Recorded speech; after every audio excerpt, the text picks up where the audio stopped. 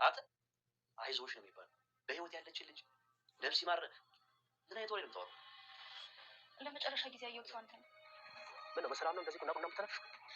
ድረሱልኝ መድብል፣ ድረሱልኝ። ብሩክ ያውቀኛል። በቃ እንደ ፉከራም አልቀረ። መድብልና ጀማቱ እንግዲህ ከቡድኑ ከግብረ አበሩ ጋር ተሰባስበው ትትናን ከዛ ቤት አስወጥቷታል። ትትና በሰዓቱ እንግዲህ የመሞቻዋ ቀን ስለደረሰ አውቀም ነበረና ቢያንስ እንኳን የማመልጥበትን ምክንያት የተወሰነ ነገር መንቀሳቀስ አለብኝ እንጂ እስኪገሉኝማ ቆሜ አልጠብቅም በማለት ያድነኛል ብላ የምትለውን መረጃ እያንዳንዱ እየተቀበለች ነበረ። በአጋጣሚ እንግዲህ መርዞን ጥሎላት ከዛ ቤት ከተገናኙም በኋላ እንደምንም አድርጋ በአእምሯ ስልክ ቁጥር ለመያዝ ሞክራ ነበረ። ታዲያ መርዞ በሰጣት ስልክ ቁጥር እንግዲህ ለመድብልም ተደጋግሞ ቢደወልለት መድብል ስልኩን እያነሳ አልነበረም። መድብል ምንም እንኳን ሳያውቃት ሊያግዛት ቢሞክርም ትትና ደግሞ እንግዲህ አውቀው እርዳታውን ፈልጋ እየደወለችለት ነበረ። ታዲያ ስልኩ ማን ያንሰው? እንግዲህ ሞገስና ሌሎቹ ተሰብስበው ዳጣም አብረሽን ትሄጃለሽ ከነዝና ቤት በሚል ሀሳብ አንስተውላታል።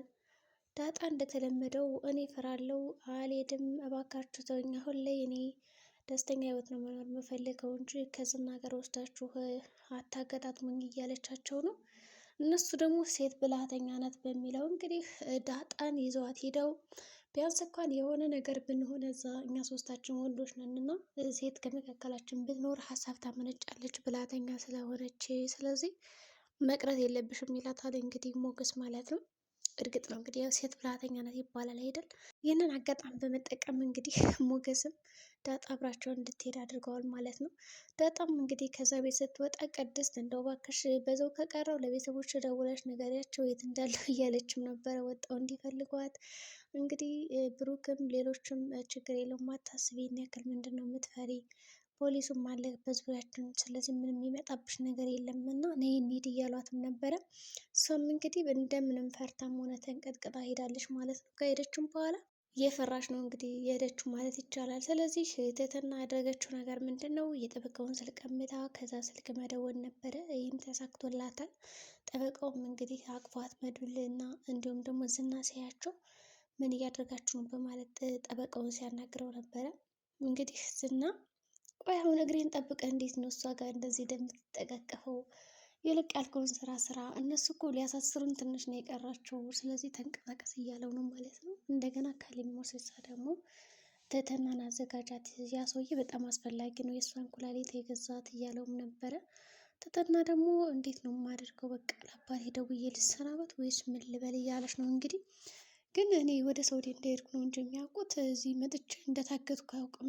ስለዚህ አልናገርም። ቢያንስ እንኳን በቃ ትመጣለች ብሎ በተስፋ እየጠበቁኝ ኑሩ እንጂ እኔ ማሞቻለሁ ወይም ደግሞ ልሰናበታቸው ነው ብዬ ስልክ የሚደውልበት አቅም የለኝም በማለት ጉዳዩን እንግዲህ ተቋጨዋለች ማለት ነው። ታዲያ በዚህ ቅጽበት እንግዲህ ስትጨነቅ ነበረ። ፈጣሪ በቃ እንደው ታምር አሳየኝ እያለች እንግዲህ ጸሎቷን ሰምቶላት ይኸው መድብል ያፈላልጋት ነው።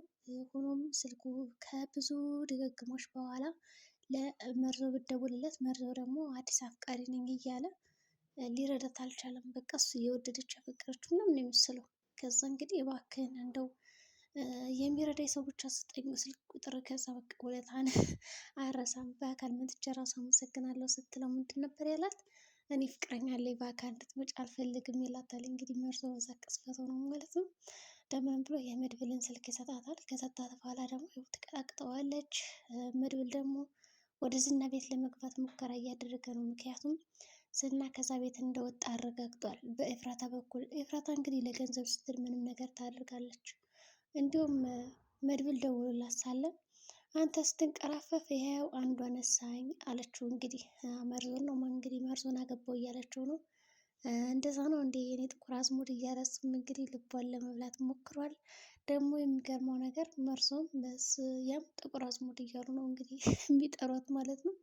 ታዲያ በዚህ ቅጽበት እንግዲህ ሁለታቸው ለገንዘብ ችግሩ መርዞ እዚህ ጋር ያልተረዳው ነገር ምንድነው? ኤፍራታ የገንዘብ ሰው መሆኗን ነው።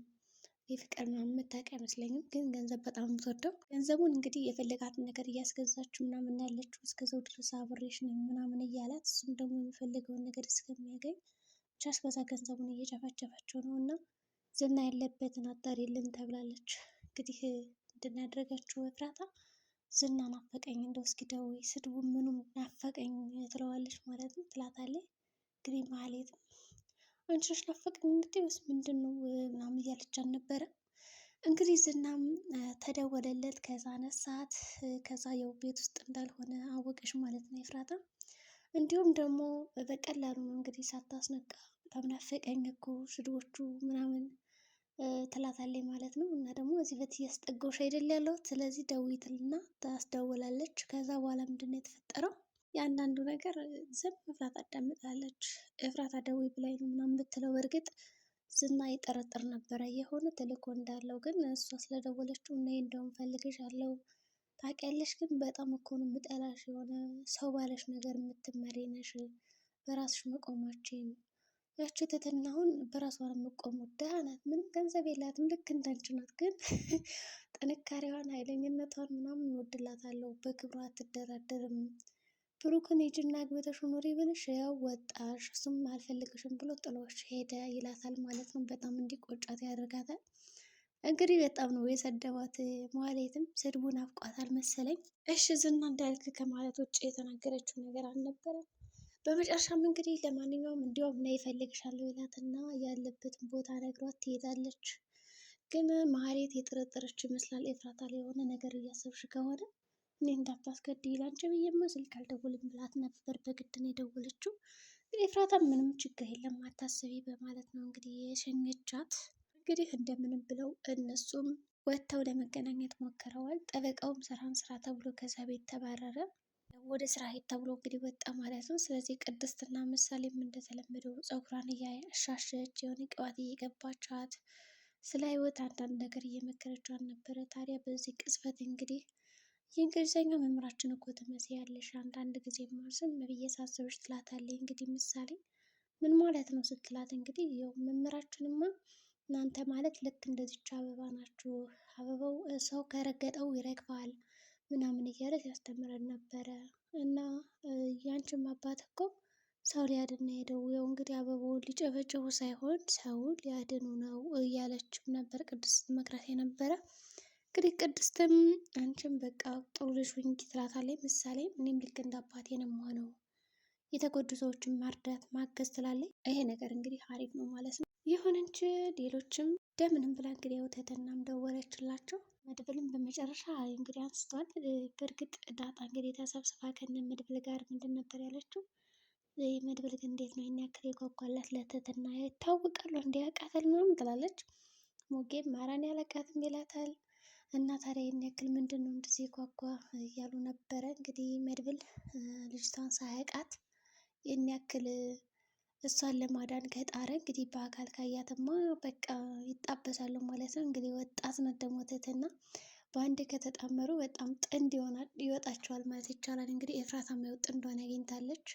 ስለዚህ አሁን መድብል ልኳን አግኝቷል፣ ደግሞ ይመጣጠናሉ ማለት ነው። እሱም እንግዲህ ያው ሰርጓን በጉጉት እየጠበቀች ነው። የዛሬ ቪዲዮአችን ይህን ይመስላል። በቀጣይ ቪዲዮ እስከምንገናኝ መልካም ጊዜ